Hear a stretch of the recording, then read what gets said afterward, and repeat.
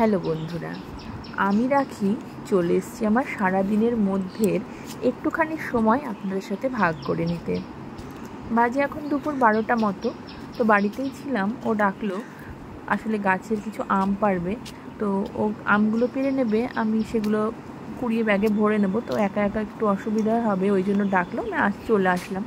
তো ভাবলাম যখন বাগানে আসছি আপনাদের সঙ্গে একটু শেয়ার করি জিনিসটা। আপনারা যারা অনেকে শহরে থাকেন, এরকম সবুজ প্রকৃতিটাকে নিশ্চয়ই খুব মিস করেন। তো সবার সঙ্গে এই সবুজ মনোরম পরিবেশটাকে শেয়ার করে নেওয়ার জন্যই ভিডিওটা আজকে করলাম। যা গরম পড়েছে আর সূর্যের যা তাপ, তাতে এই গাছতলাটা সত্যিই মনে হয় এসিকেও হার মানিয়ে দেবে।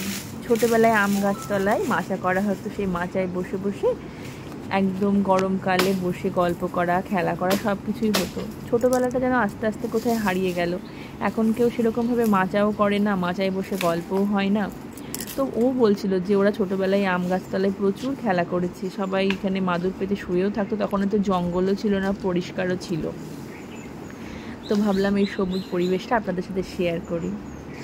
তো ছেলেও ছিল, ছেলেকে দিয়ে আসলাম পাশের বাড়ি ঝিরিক দিদির কাছে, কারণ ও আসলে ছোটাছুটি করে বেড়াবে, তখন পাটা কেটে যেতে পারে, সেই জন্য ওকে দিয়ে আসলাম।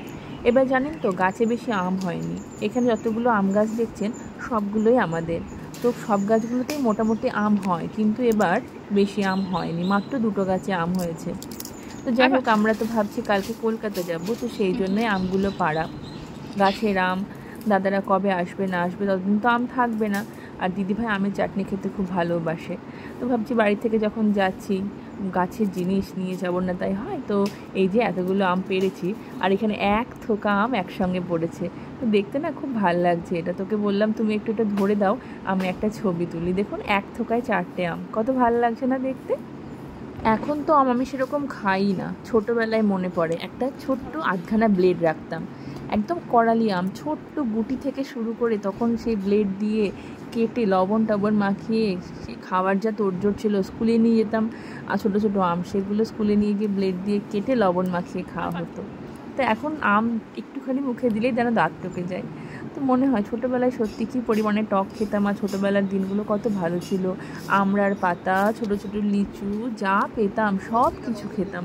আমড়ার পাতাগুলো খিলে গুজে গুজে সেই পানের মতো করে খেতাম। বেশি আর কথা বলবো না, পাখি ডাকছে, আপনারা বরং পাখির ডাকটা শুনতে শুনতেই আমাদের বাগানের সবুজটাকে উপভোগ করুন।